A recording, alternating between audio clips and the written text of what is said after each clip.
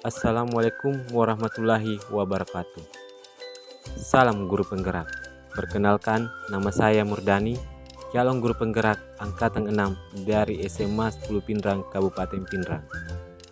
Bapak Ibu guru yang hebat, pada kesempatan kali ini saya akan memaparkan hasil tugas dari modul 1.1, yaitu demonstrasi kontekstual pemikiran filosofi Ki Hajar Dewantara. Sebelum berbicara lebih jauh mengenai pemikiran Ki Hajar Dewantara, alangkah baiknya kita terlebih dahulu mengetahui biografi singkat Ki Hajar Dewantara.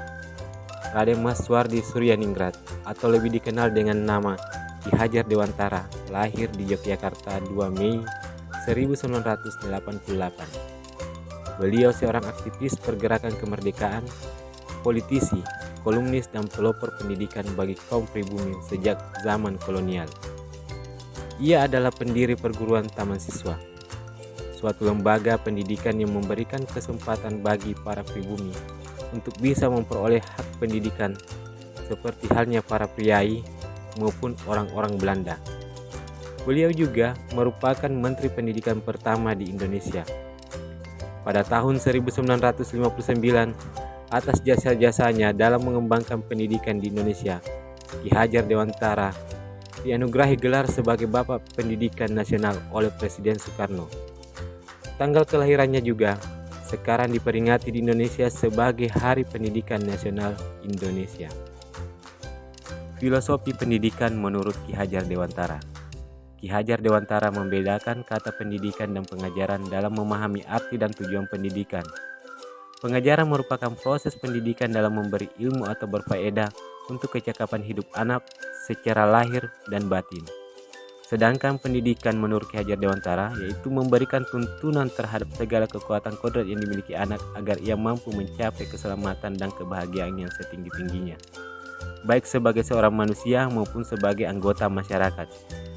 Jadi, dapat disimpulkan pendidikan dan pengajaran merupakan usaha persiapan dan persediaan untuk segala kepentingan hidup manusia, baik dalam hidup bermasyarakat maupun hidup berbudaya dalam artian seluas-luasnya. Maksud pengajaran dan pendidikan yang berguna untuk mereka hidup bersama ialah memerdekakan manusia sebagai bagian dari rakyat. Manusia merdeka adalah manusia yang hidupnya lahir atau batin tidak tergantung pada orang lain, tetapi bersandar atas kekuatan sendiri. Pendidikan menciptakan ruang bagi murid untuk bertumbuh secara utuh agar mampu memuliakan dirinya dan orang lain dan menjadi mandiri. Kekuatan diri yang dimiliki menuntun murid menjadi cakap mengatur hidupnya dengan tanpa terperintah oleh orang lain. Jadi tujuan pendidikan yaitu menuntun segala kodrat yang ada pada anak-anak agar mereka dapat mencapai keselamatan dan kebahagiaan yang setinggi-tingginya, baik sebagai manusia maupun sebagai anggota masyarakat. Oleh sebab itu, pendidik itu hanya dapat menuntun tumbuh atau hidupnya kekuatan kodrat yang ada pada anak-anak agar dapat memperbaiki lakunya, bukan dasarnya hidup atau tumbuhnya kekuatan kodrat anak. Selanjutnya, pemikiran Ki Hajar Dewantara yaitu menuntun anak dengan kodrat alam dan kodrat zaman. Ki Hajar Dewantara menjelaskan bahwa dasar pendidikan menuntun anak berhubungan erat dengan kodrat alam dan kodrat zaman. Kodrat alam berkaitan dengan sifat dan bentuk lingkungan di mana anak berada, sedangkan kodrat zaman berkaitan dengan isi dan irama. Ki Hajar Dewantara mengelaborasi pendidikan terkait kodrat alam dan kodrat zaman sebagai berikut.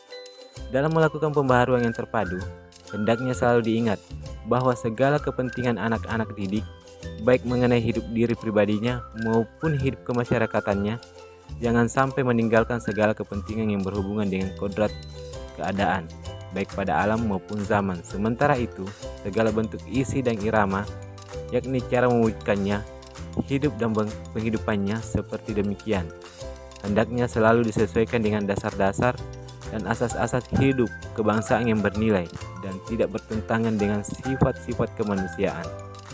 Kemudian Ki Hajar Dewantara mengibaratkan peran pendidik sebagai seorang petani atau tukang kebun, di mana anak-anak itu seperti biji tumbuhan yang disemai dan ditanam di lahan yang telah disediakan. Anak-anak itu bagaikan bulir-bulir jagung yang ditanam. Jika biji jagung ditempatkan di tanah yang subur dengan mendapatkan sinar matahari dan pengairan yang baik, Maka meskipun biji jagung itu adalah biji jagung yang kurang baik, itu dapat tumbuh dengan baik karena perhatian dan perawatan dari petani.